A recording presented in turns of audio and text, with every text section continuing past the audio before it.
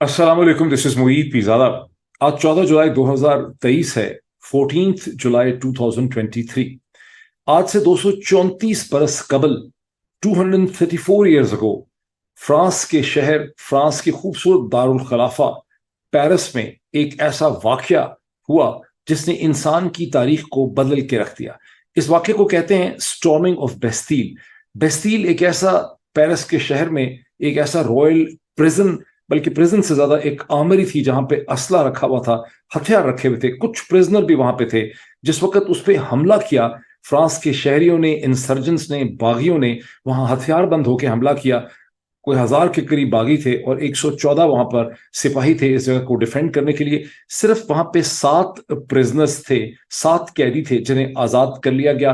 कुछ सिपाहियों को मार डाला गया, कुछ सिपाहियों ने सरेंडर कर दिया। बादी नजर में जब इसको इस तरह से आप डिस्क्राइब करते हैं तो वाकया बहुत ही छोटा लगता है, लेकिन वाकया बहुत बड़ा है, बिकॉज इसे इनकलाब फ्रांस, फ्रेंच रेवोल्यूशन का ट्रिगर समझा जाता है। इनकलाब फ्रांस एक ऐसा फिनोमेना है जिसे स्कूल से लेकर मरते दम तक लोग उसका जिक्र करते रहते हैं अपनी ड्राइंग रूम डिस्कशंस में, कॉलेज में, स्कूल में, यूनिवर्सिटी में।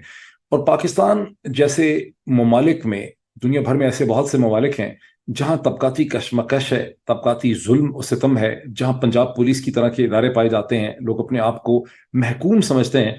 वहां लोगों की ये ख्वाहिश, अगर उर्दू के अखबार, ज़राए इब्लाग, जरीदों, मैगजीन और डिस्कशंस को आप देखें, जैसे हसन निसार साहब की फॉर इंस्टेंस उससे बड़ी डिस्कशंस होती हैं, तो लोगों के अंदर बड़ी ख्वाहिश है कि इनकलाब फ्रांस की तरह की सूरत हाल पैदा हो, कोई ऐसा ट्रिगर हो कि उसके बाद बाजारों के अंदर, चौराहों में, लाहौर, कराची, इस्लामाबाद में गिलेटिन की मशीनें रख दी जाएं और जो उमरा है, जो सिविल मिलिट्री ब्यूरोक्रेसी है, जो जुडिशरी है, जो ताकतवर लोग हैं, जिसमें कॉर्पोरेट वर्ल्ड के लोग हैं, वो तमाम लोग जिनके हाथ में ताकत है, उनकी गर्दनें जो हैं वहां पे उड़ा दी जाएं।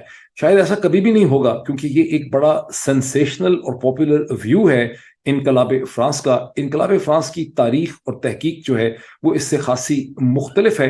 आज 14 जुलाई की निस्बत से इस पर एक मुख्तसर कमेंट करने का मुझे मौका मिल रहा है। 1989-90 के अंदर जब मैं CSS की तैयारी कर रहा था, 2-2.5 महीने की, उस टाइम पीरियड में 1989 जो था वो 200 सेलिब्रेशन थी फ्रेंच रेवोल्यूशन की, बाइसेंटीनियल मनाया जा रहा था। याद रहे कि ये वो जमाना है जब दुनिया में, और खास करके पाकिस्तान जैसे ममालिक में, खैर पूरी दुनिया में ही, कहीं इंटरनेट नहीं था और आज की तरह के हालात नहीं थे कि जब आप अपने लैपटॉप के ऊपर बैठ के, बल्कि लैपटॉप को तो गोली मारें, आप अपने फोन के ऊपर जो है दुनिया की हर चीज आपके फिंगर टिप के ऊपर है। आप फ्रेंच रेवोल्यूशन डालेंगे, बेस्टील डालेंगे, स्टॉर्मिंग ऑफ द बेस्टील डालेंगे, मलिका का नाम डालेंगे, लुई 16 का नाम डालेंगे, तो हर किस्म की इंफॉर्मेशन चंद लम्हों में और सेकंड्स में आपके सामने आ जाएगी। उस जमाने में आपको इंफॉर्मेशन लेने के लिए लाइब्रेरीज में, किताबों में जाना होता था। पाकिस्तान जैसे मुल्क में लाइब्रेरीज हैं ही बहुत थोड़ी, उनमें किताबों के एडिशन भी बहुत थोड़े होते हैं। अगर एक किताब होती है तो उसकी 1-2 कॉपीज होती हैं, और अक्सर जो ताकतवर सिविल सर्वेंट और अफसरान होते हैं वो किताबें अपने घरों में जाके ड्राइंग रूम में सजा देते हैं। जहन में ये भी रखिए कि पाकिस्तान में जो लोग CSS और सिविल सर्विसेज का इम्तिहान देते हैं, वो सिर्फ मुकाबले के इस इम्तिहान की हद तक ही कोई किताब पढ़ते हैं, ये किताबें पढ़ने की कोशिश करते हैं या उसे समझने की कोशिश करते हैं। जब एक दफा वो इस इम्तिहान में कामयाब हो जाते हैं तो दोबारा वो किताबों को कभी पढ़ते नहीं हैं। अक्सर उन्होंने किताबें सजा के रखी होती हैं। गुज़िश्ता 15 महीने के जो पाकिस्तान के वाकयात हैं, उससे कम से कम आपको ये अंदाजा तो हो ही गया होगा कि पाकिस्तान की जो सिविल मिलिट्री ब्यूरोक्रेसी है, उसने अगर कोई किताबें पढ़ी भी थी तो उनको कभी भी समझने की जरूरत महसूस नहीं की। और ये शायद पिछले 15 महीने ही नहीं है, गुज़िश्ता 15-20 बरस या 75 बरस के बारे में भी आप इसी किस्म की एक जजमेंट जो है वो कायम कर सकते हैं। बहरहाल, जब मैं CSS की तैयारी कर रहा था तो उस वक्त चूंकि फ्रेंच रेवोल्यूशन का बाइसेंटीनियल था और बावजूद इसके एक इंटरनेट नहीं था और किताबें नहीं थी, मगरबी जो जरीदे थे, जैसे न्यूज़ वीक है, जैसे टाइम्स है, नेशनल ज्योग्राफिक है, बरतानिया के और हैं, इकोनॉमिस्ट है, बहुत से और जरीदों ने फ्रेंच रेवोल्यूशन के ऊपर स्पेशल एडिशन निकाले। और उसमें नेशनल ज्योग्राफिक का जो एडिशन था, 2 पार्ट एडिशन था, 2 वॉल्यूम्स में था, वो बहुत ही कारामद था, जिसे मैंने पढ़ा। जब मैंने उसे पढ़ा तो मेरा फ्रेंच रेवोल्यूशन में, इनकलाब फ्रांस की तारीख से मेरा इंटरेस्ट जो है वो बहुत ज़्यादा ग्रो कर गया। और मैंने कायद आज़म लाइब्रेरी लाहौर से कुछ किताबें भी पढ़ी। उन दिनों में किताबें कायद आज़म लाइब्रेरी से ایشو نہیں ہوتی تھیں، آپ کو وہیں بیٹھ کے پڑھنا پڑتا تھا. صبح آپ 9 بجے لائبریری کھلتی تھی، رات کے 12 بجے تک لائبریری جو ہے وہ کھلی رہتی تھی. وہاں بیٹھ کے آپ کتابیں جو ہیں ہر قسم کی پڑھ سکتے تھے. اگر کوئی آپ کو اس میں زیادہ چیز انٹرسٹ کرتی ہے تو آپ اس کی فوٹو کاپیز کرا کے اپنے پاس نوٹس کی شکل میں گھر لے جا سکتے تھے. میرا خیال ہے 1 روپے کی کاپی اس وقت ہوتی تھی، ایسے کم پہ کاپی ہوتی تھی. بہرحال بہت سی کتابیں پڑھنے کا موقع ملا. ایک کتاب تو CSS کی، چونکہ میرا سبجیکٹ تھا یورپین ہسٹری، اس میں ریکمینڈڈ بھی تھی. بہت سے لوگوں نے نوٹس پڑھے ہوں لیکن میں نے وہ کتاب ہی پوری پڑھی. اس کا نام تھا Europe since Napoleon. David Thomson اس کے آتھر تھے. برٹش انگلش کتاب تھی. کہنے میں تو وہ اس کا آغاز جو ہے وہ نیپولین کی رائز سے ہوتا ہے، اور نیپولین کا رائز جو ہے وہ 1799 میں ہوتا ہے، یعنی جب وہ فرسٹ کاؤنسل بنتا ہے، اور انقلاب فرانس کے 10 برس کے بعد. لیکن اس کتاب کے اندر فرینچ ریولوشن کے اوپر بہت اچھا مواد تھا. کئی چیپٹرز جو تھے فرینچ ریولوشن کے انٹلیکچوئل، ایڈیولوجیکل اور بیک گراؤنڈ اس کا کہ کیوں فرینچ ریولوشن جو ہے وہ ہوا، اس کا بہت اچھی وہاں پہ ڈسکشن تھی. تو مجھے اس کو بہت سمجھنے کا موقع ملا، اور پھر یہ ایک لائف لانگ پیشن میں کنورٹ ہو گیا. آج بھی میں یہ آپ کو بتا سکتا ہوں کہ جب بھی آپ امریکہ کے بڑے بک سٹورز میں جاتے ہیں، جیسے میں ایک دن پہلے ہی بارنز اینڈ نوبل میں گیا ہوا تھا، وہیں سے مجھے خیال بھی آیا کہ اس پہ ایک ویلاگ کرنا چاہیے. تو میں نے دیکھا کہ اسی برس میں چند مہینے پہلے فرینچ ریولوشن پہ نئی کتابیں، ہر برس فرینچ ریولوشن پہ نئی ریویژنسٹ ہسٹری آتی ہے، اور ہر کتاب سے آپ کو یہ پتہ چلتا ہے کہ انقلاب فرانس یا فرینچ ریولوشن جو ہے وہ ایک ایسا فینومینا ہے جس نے انسان کی تاریخ کو بہت بڑی طرح سے متاثر کیا. اور یہ جو متاثر اور جو امپیکٹ ہے انسان کی تاریخ پہ، یہ محض کوئی فارم آف گورنمنٹ کا نہیں ہے، یہ محض صرف بادشاہ کے خلاف کا نہیں ہے، یہ صرف پالیٹکس کا نہیں ہے، بلکہ فنون لطیفہ، ادب، سنیما، لٹریچر، آدمی عورت کے تعلقات، آرٹ فارم، آرکیٹیکچر، آرکیالوجی، ہر چیز جو ہے اس کے اوپر انقلاب فرانس نے اپنا ایک امپیکٹ جو ہے وہ پروڈیوس کیا. لائک ایوری تھنگ ایلس، اب انقلاب فرانس کے کم از کم 2 قسم کے ویو ہیں. ایک بڑا پاپولر اسٹریٹ ویو ہے جہاں آپ ذکر سنتے ہیں کہ لوگوں نے چوراہوں کے اوپر ایک مشین انوینٹ کی، فرانسیسی انقلابیوں نے، گلٹن کے نام سے، اور اس میں بادشاہ، اس کے درباریوں کی یا فرینچ نوبلٹی کی گردنیں اڑا دیں. اور یہ صحیح ہے کہ 1792 اور 1794 کے درمیان کم از کم 3-4 ہزار لوگ جو ہیں ان کو اسی طرح سے تشدد کر کے یہ گلٹن کے ذریعے ان کی گردنیں جو ہیں اڑائی گئیں، جس میں لوئی 16 جو فرینچ آخری بادشاہ ہیں، اور ان کی جو بیگم ہیں جو کوئین میری انٹونیٹے ہیں، ان کو بھی گلٹن کے ذریعے ان کی گردنیں جو ہیں وہ اڑا دی گئیں. اور اس کے اندر ایک بڑی پاپولر امیجنیشن ہے، جس کے ساتھ ہی ویو یہ ہے کہ جب حالات بہت خراب ہو جاتے ہیں، ظلم بڑھ جاتا ہے، لوگ اٹھ کھڑے ہوتے ہیں بادشاہ کے خلاف، عمرا کے خلاف، رولنگ ایلیٹ کے خلاف. اور پھر جیسے میں نے آپ کو کہا کہ دنیا بھر میں جہاں جبر ہے، جہاں طبقاتی کشمکش اور ناانصافی ہے، وہاں لوگ انتظار کر رہے ہیں کہ انقلاب فرانس کی طرح کی ایک صورتحال ہو، بلکہ ایک دوسرے کو ڈراتے رہتے ہیں. ابھی بھی اگر آپ دیکھیں واٹس ایپ کے اوپر یا یوٹیوب کے نیچے جگہ جگہ لوگوں نے اس قسم کی باتیں لکھی ہوتی ہیں. تو یہ اس کا ایک پاپولر ویو ہے، جس کے درمیان میں آپ یہ بھی سنتے ہیں کہ ملکہ نے یہ کہا، پارٹی ہو رہی تھی، ملکہ کے کان میں آوازیں آئیں کہ لوگ شور مچا رہے ہیں. ملکہ نے پوچھا کہ لوگ شور کیوں مچا رہے ہیں، میری انٹونیٹے نے، اور ملکہ کو بتایا گیا کہ ان کے پاس بریڈ نہیں ہے، روٹی نہیں ہے. میں جب پہلی دفعہ میں نے قصہ سنا تو میں سمجھتا تھا کہ بریڈ ڈبل روٹی کو کہتے ہیں، لیکن بریڈ کا مطلب ہے کہ روٹی ان کے پاس نہیں ہے. تو ملکہ نے یہ کہا کہ یہ پھر کیک کیوں نہیں کھاتے. یہ واقعہ کبھی بھی نہیں ہوا. ریویژنسٹ ہسٹورین آپ کو بتاتے ہیں کہ یہ اسی طرح سے جس طرح واٹس ایپ کے اوپر نواز شریف، شہباز شریف، عمران خان اور مختلف جرنلز کے بارے میں مختلف قصے جو ہیں وہ گردش کرتے ہیں، یہ ٹویٹر پہ بھی لکھے جاتے ہیں، جن میں اصل میں وہ نہیں ہوتے، انیکوریٹ ہوتے ہیں، رومرز ہوتی ہیں. یہ بھی اسی زمانے کی ایک افواہ اور رومر ہے. لیکن اس پاپولر ویو کو اگر آپ ایک طرف رکھیں تو انقلاب فرانس کا ایک سبسٹینٹو ویو بھی ہے. اور یہ جو سبسٹینٹو سیریس ویو ہے، یہ ہمیں یہ بتاتا ہے کہ انقلاب فرانس اور امریکن وار آف انڈیپینڈنس، جو امریکی کالونسٹ نے، جو 13 کالونیز تھیں، انہوں نے برطانیہ کے بادشاہ کے خلاف لڑی، جہاں پہ انہوں نے اپنا ریلیشن شپ ختم کیا برٹش امپیریل آرڈر کے ساتھ. یہ دونوں بنیادی طور پہ کزن ریولوشن ہے، کیونکہ میں اپنے طور پہ امریکن وار آف انڈیپینڈنس کو امریکن وار آف انڈیپینڈنس ہی کہتا ہوں، لیکن بہت زیادہ امریکی کتابوں میں اور ریفرنس پوائنٹس میں اس کو امریکن وار آف ریولوشن یا امریکن ریولوشن کے نام سے بھی یاد کیا جاتا ہے. میں سمجھتا ہوں وہ ریولوشن اس طرح سے شاید مجھے لگا کہ نہیں ہے، لیکن بہرحال ان دونوں امریکن ریولوشن کو اور فرینچ ریولوشن جو ہے ان کو کزن ریولوشن سمجھا جاتا ہے. اب کوشچن یہ پیدا ہوتا ہے کہ ان کو کزن ریولوشن کیوں سمجھا جاتا ہے. اور عرف عام میں اگر آپ یہ دیکھیں کہ امریکن وار آف انڈیپینڈنس جو ہے، جو شروع ہوتی ہے 1775 میں، اور 8 برس کی یہ جنگ ہے برطانوی سامراج کی فوجوں کے خلاف امریکی کالونیز کی، اور یہ 1783 میں ختم ہو جاتی ہے. یہ 8 ایئرز لانگ وار ہے. جبکہ فرینچ ریولوشن کا آغاز اسٹارمنگ آف بیستیل سے ہوتا ہے 14 جولائی 1789 کو. تو امریکن وار آف انڈیپینڈنس اس سے 15 برس پہلے شروع ہوتی ہے. بہت دور شروع ہوتی ہے. جب شروع ہوتی ہے تو فرانسیسی امریکی کالونسٹ کی انگریزوں کے خلاف مدد کرتے ہیں اور American war of independence French revolution کے آغاز سے 6 برس پہلے ختم ہو جاتی. ریلیشن شپ پھر ان کے درمیان ہے کیا؟ ایک ریلیشن شپ تو یہ ہے کہ فرینچ مونارکی اور فرینچ فورسز جو ہیں وہ مسلسل مدد کرتی ہیں امریکن کالونسٹ کی تاکہ وہ انگریزوں سے آزاد ہو سکیں. اور فرانس کی اگر یہ مدد نہ ہوتی اور فرانس اتنی زیادہ مدد نہ کرتا تو شاید امریکن کالونسٹ کو اتنی آسانی سے انگریزوں کو اتنی جلدی ان کا جو یوک آف سلیوری ہے اس کو پھینکنے کا، اس کو ختم کرنے کا موقع نہ مل سکتا. کیونکہ امریکن جغرافی جو ہے وہ کہا جاتا ہے کہ بہت بڑی مدد تھی، بیکاز امریکہ کا جغرافیہ اس قسم کا ہے. آپ میں سے وہ تمام لوگ جو ریاست متحدہ امریکہ کی ڈفرینٹ اسٹیٹس میں کوسٹ ٹو کوسٹ رہتے ہیں، وہ آپ اس کے جغرافیہ سے آپ کو اندازہ ہو جائے گا کہ اس قسم کے جغرافیہ میں کسی امپیریل آرڈر کا سکسیسفلی کسی ریولوشن کو یا انسرجنسی کو کنٹرول کرنا تقریباً ناممکن تھا. تو ایک تعلق تو یہ بھی ہے کہ فرانسیسیوں نے اس وار آف انڈیپینڈنس میں مدد کی. دوسرا تعلق یہ ہے کہ اس مدد کے نتیجے میں فرانس کا خزانہ خالی ہو گیا اور وہاں کے اکنامک حالات بہت خراب ہو گئے، کچھ ان کی ایگریکلچر بھی خراب ہوئی. لیکن ایک اور بہت بڑا فرق ہے، ایک بہت بڑا کنیکشن ہے، اور وہ کنیکشن یہ ہے کہ فرینچ ریولوشن جو 1789 میں ٹریگر ہوتا ہے اور امریکن وار آف انڈیپینڈنس جو 1775 میں ٹریگر ہوتی ہے، ان کے جو ایڈیولوجیکل انٹلیکچل روٹس ہیں وہ کامن ہیں. اور کہا یہ جاتا ہے، آرگومنٹ یہ ہے کہ جو ایج آف انلائٹنمنٹ ہے جس کا یورپ میں آغاز ہوتا ہے، جس میں بہت زیادہ رول جو ہے وہ فرینچ اور English writers, philosopher, thinkers, physicist, physicians, ان سب کا رول ہے، جنہوں نے لکھا، جن ادیب ہیں، جس میں شاعر ہیں، ان سب کے آئیڈیاز سے جو ایک ڈیبیٹ شروع ہوتی ہے، انٹلیکچوئل ڈیبیٹ شروع ہوتی ہے فارم آف گورنمنٹ کے حوالے سے، پالیٹکس کے حوالے سے، انسانی حقوق کے حوالے سے، ہیومن رائٹس کے حوالے سے، بادشاہت کے حوالے سے، حکومت کس طرح ہونی چاہیے، طرز حکومت کیا ہونا چاہیے. وہ ساری جو ایج آف انلائٹنمنٹ کے جو کی فلاسفرز ہیں، ان کی رائٹنگز جو ہیں اور آئیڈیاز جو ہیں وہ ان دونوں ریولوشنز کی تہ کے اوپر، اس کے بیس کے اوپر پائے جاتے ہیں. اب یوں کہنے کو تو جو ایج آف انلائٹنمنٹ کے فلاسفرز، رائٹرز، تھنکرز ہیں، ان کی لسٹ بہت لمبی ہے، 50 سے زیادہ اس میں نام آتے ہیں. لیکن جو اس میں چیدہ نام ہے جن سے ہر اسکول گوئنگ بچہ واقف ہے، وہ چند نام آپ کے سامنے دہرا دیتا ہوں.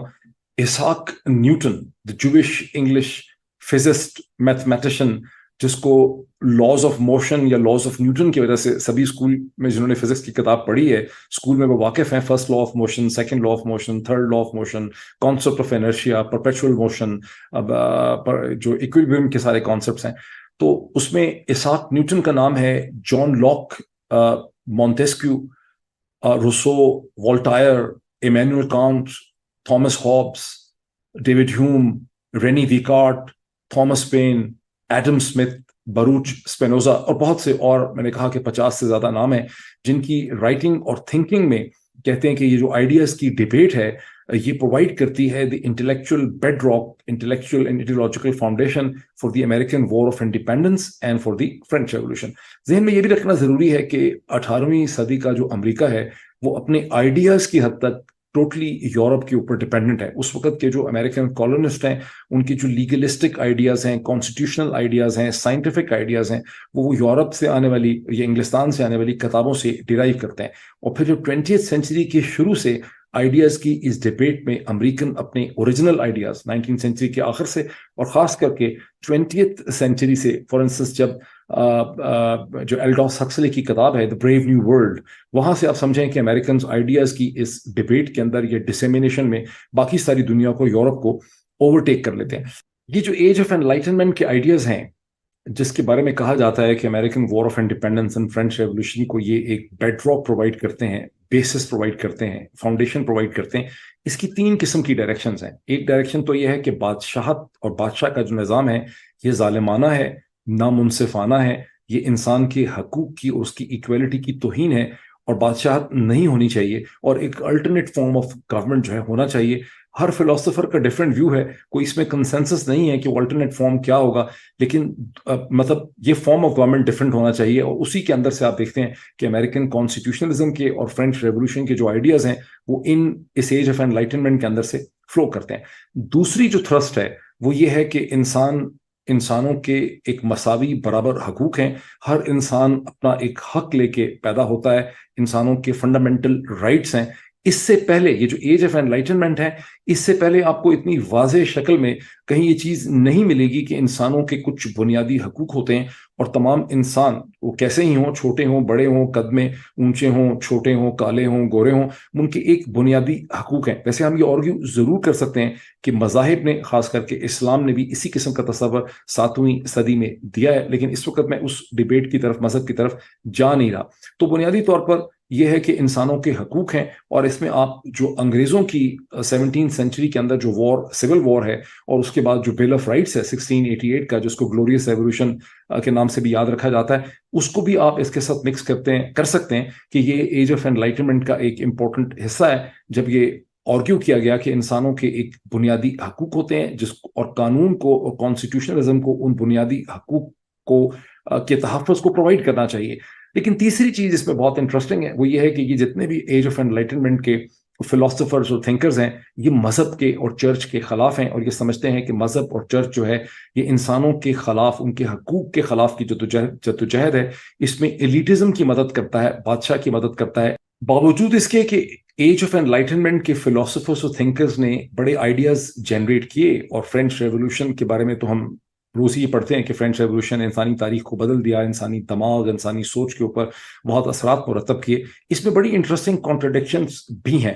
For instance American war of independence تو ہوئی بادشاہ کے خلاف، لیکن امریکہ کے اندر سلیوری اس کے بعد کنٹینیو کرتی رہی، اور مزید 100 برس کے بعد جا کر جو امریکن سول وار ہوئی، اس میں سلیوری کے ایشو کے اوپر جنگ ہوئی، اور سلیوری کا فارمل طریقے سے اس کا خاتمہ ہوا۔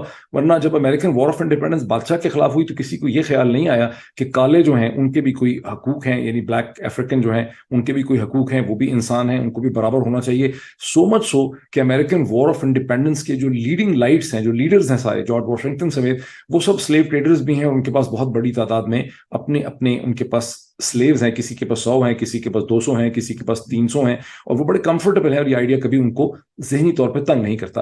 اسی طرح سے ساری جو آزادی کی جنگ ہے وہ آدمیوں کی جنگ ہے، عورتوں کے حقوق کا کوئی تصور نہیں ہے امریکن وار آف انڈیپینڈنس کے ٹائم پہ، اور نہ ہی آپ کو اس وقت کی جو لیڈنگ لائٹس ہیں، جو فلاسفرز ہیں، جو واریئرز ہیں، ان کے اندر آپ کو کوئی بھی آئیڈیاز کی حد تک کوئی خواتین جو ہیں نظر نہیں آتی ہیں، اور یہ بہت بعد کی ایک سٹرگل ہے جس میں خواتین کا رول جو ہے وہ آتا ہے۔ فرینچ ریولوشن نے جو فرسٹ ریپبلک کریٹ کی 1794 کے اندر، اس نے سلیوری کا خاتمہ کر دیا، جتنی فرینچ کالونیز تھیں، اور فرینچ کالونیز کے بارے میں بھی ان کا بڑا سکیپٹک ویو تھا کہ کالونیز نہیں ہونی چاہیے، امپیریلزم نہیں ہونی چاہیے۔ تاہم جو سیکنڈ فرینچ ریپبلک ہے، جو 1848 سے 1851-52 تک بنتی ہے، اور جو تھرڈ فرینچ ریپبلک ہے جو 1870 سے 1940 تک بنتی ہے، سیکنڈ ورلڈ وار تک چلتی ہے، انہوں نے ایج آف امپیریلزم کو یا کولونیلزم کو بہت زیادہ ایکسپینڈ کیا۔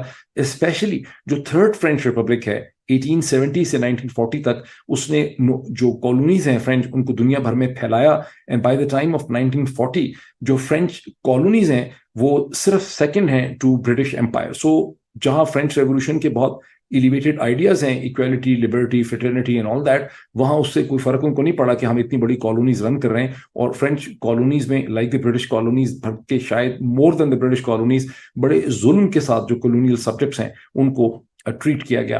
اچھا، ایک بڑی انٹرسٹنگ میں چیز آپ سے شیئر کرنا چاہتا ہوں، جس کا بہت کم لوگ اس کو شاید اس سے واقف ہوں گے، کہ فرانسیسی جو ریولوشنری ہیں، جو انسرجنٹ ہیں، جو باغی ہیں، جو فرینچ ریولوشن لے کر آتے ہیں، وہ بادشاہ کی گردن اور ملکہ کی گردن اور بادشاہ کے درباریوں کی گردن اور اپنے سے بہت سے اور لوگوں کے، خاص کر کے بادشاہ کی جتنی درباری ہیں بادشاہ کی، ان کی گردنیں تو وہ گلٹن سے اڑا دیتے ہیں اور ایک فرینچ ریپبلک بنا بھی لیتے ہیں۔ لیکن اس کے باوجود جب آئیڈیاز کی ڈیبیٹ ہوتی ہے تو ان کو کوئی ٹھیک طرح سے سمجھ نہیں آتی کہ اگر بادشاہ نہیں ہوگا تو نظام حکومت کیسے چلے گا۔ ڈیوڈ تھامسن کی جو کتاب میں نے اس وقت پڑھی تھی 1989 کے اندر، یورپ سنس نیپولین، اس کے اندر بھی یہ ڈیبیٹ میں نے پڑھی کہ بار بار فرانس کے اندر یہ سوال اٹھتا تھا کہ بادشاہی کو واپس لے آتے ہیں، بادشاہی ہونا چاہیے، نہیں بادشاہ کو مار دیا، بادشاہ کو دفنا دیا، اس کے ٹکڑے کر دیے، پتہ نہیں کتوں کو کھلا دیے، لیکن اس کے باوجود جو تصور تھا کہ نظام حکومت کے لیے ایک مونارک ہونا چاہیے، ایک بادشاہ ہونا چاہیے، وہ تصور انسانی ذہنوں میں بہت زیادہ ڈیپ رہا، اور اس تصور سے جان چھڑانا کوئی آسان کام نہیں تھا۔ یہ ایک امپورٹنٹ پوائنٹ ہے سمجھنے کے لیے۔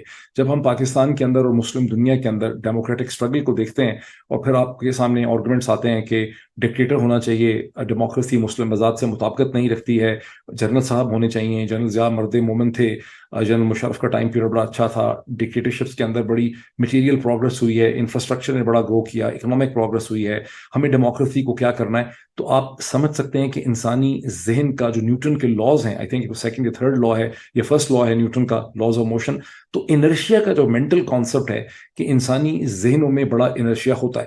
تو فرانسیسی انقلابیوں نے بادشاہ کو مارنے کے بعد بھی ان کے ذہن میں یہ ڈاؤٹس تھے کہ ہم صحیح کر رہے ہیں یا غلط کر رہے ہیں, اور بادشاہ کے بغیر ہم نظام حکومت کے نظام ریاست کو کیسے چلا سکتے ہیں.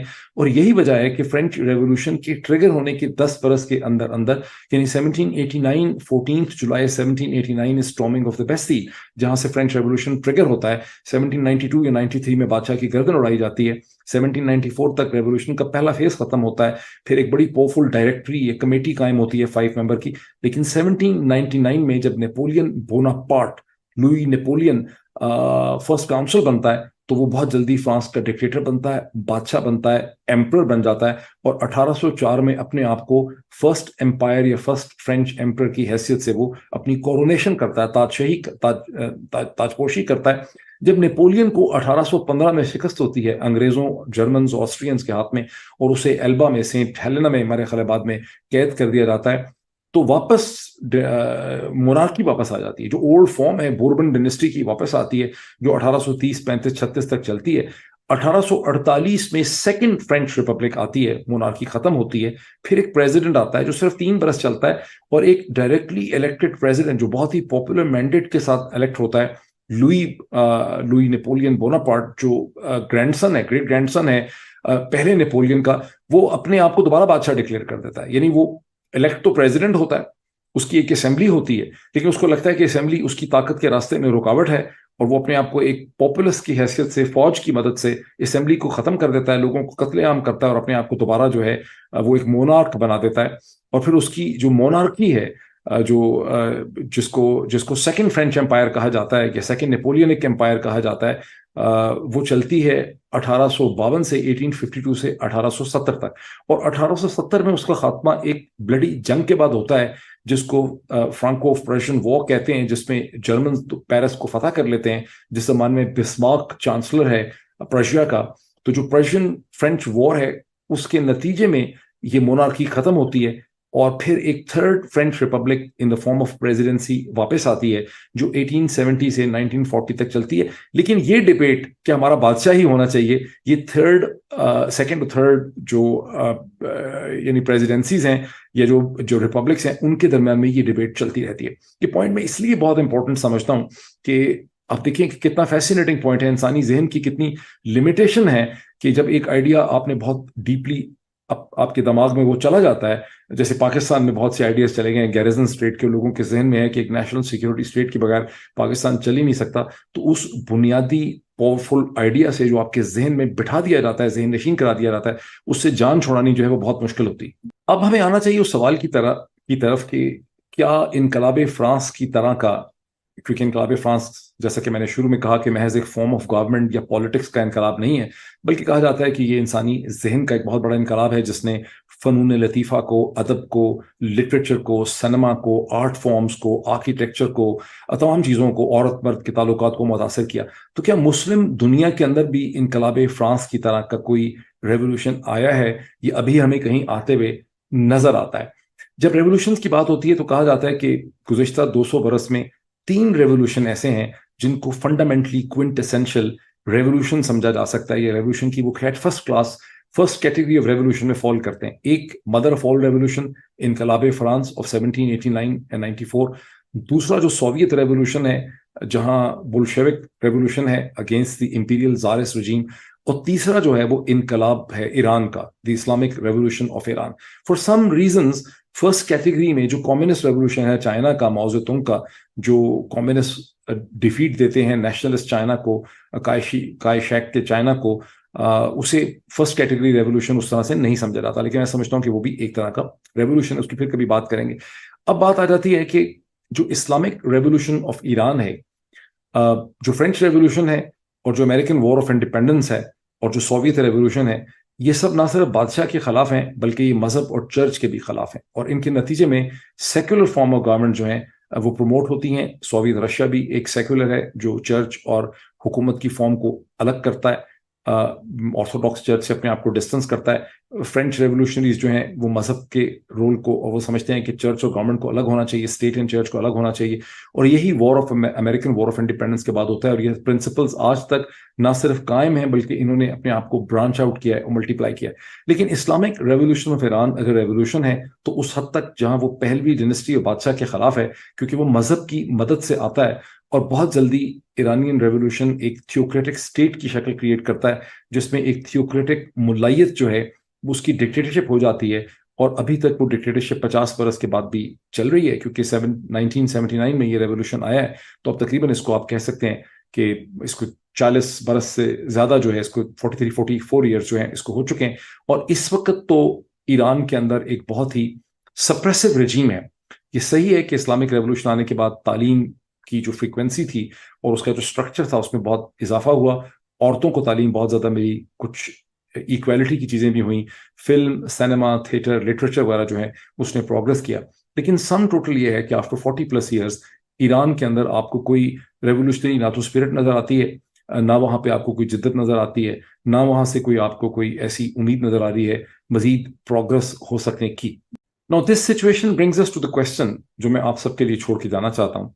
क्वेश्चन ये है कि क्या वजह है, हमें ये सोचना चाहिए कि मुस्लिम दुनिया के अंदर गुज़िश्ता 200-250 बरस में कोई भी ओरिजिनल आइडियाज नहीं पैदा हुए. French revolution original ideas, American war of independence original ideas हैं, Soviet Marxism and all that बहुत हद तक ओरिजिनल आइडियाज हैं. क्योंकि आप ये इल्जाम है कि ये आइडियाज बुनियादी तौर पे वेस्टर्न यूरोप से आए हैं, कार्ल मार्क्स के, और एक ईस्टर्न सिविलाइजेशन रशिया जो है उसने उन्हें इम्बाइब किया और उनको इम्प्लीमेंट किया. लेकिन दुनियाए इस्लाम के अंदर गुज़िश्ता 200-300 बरस में कोई नए ओरिजिनल आइडियाज नहीं पैदा हुए हैं, और वहां पे बोरोड आइडियाज के साथ स्ट्रगल करने की कोशिश की जा रही है, या फिर वो अपने रिलीजन के ऊपर, अपने फंडामेंटल वैल्यूज के ऊपर फॉल बैक करते हैं. क्या वजह है इसकी? ये क्वेश्चन मैं आप सबके लिए छोड़ जाता हूं, और इसके ऊपर मजीद हम चाहेंगे कि फिर भी बात करें. Thank you.